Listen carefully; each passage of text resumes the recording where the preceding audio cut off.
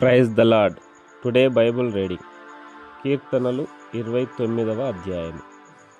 దైవపుత్రులారా, యెహోవాకు ఆరోపించుడి, ప్రభావ మహత్యములను యెహోవాకు ఆరోపించుడి. యెహోవా నామమునకు చెందవలసిన ప్రభావమును ఆయనకు ఆరోపించుడి. ప్రతిష్ఠితములగు ఆభరణములను ధరించుకొని ఆయన ఎదుట సాగిలపడుడి.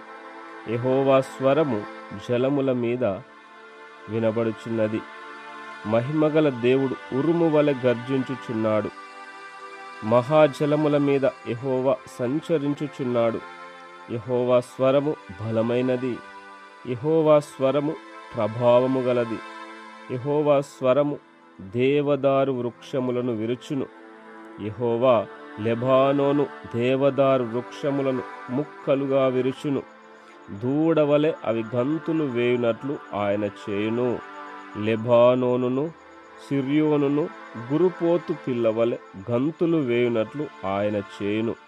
యెహోవా స్వరము అగ్నిజ్వాలలను ప్రజ్వలింపజేయుచున్నది.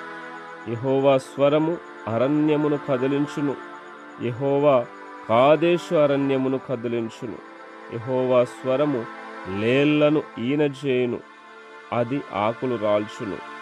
ఆయన ఆలయములో నున్నవన్నీయు ఆయనకే ప్రభావము అనుచున్నవి. యెహోవా ప్రళయ జలముల మీద ఆసీనుడాయను.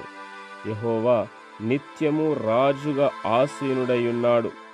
యెహోవా తన ప్రజలకు బలము అనుగ్రహించును.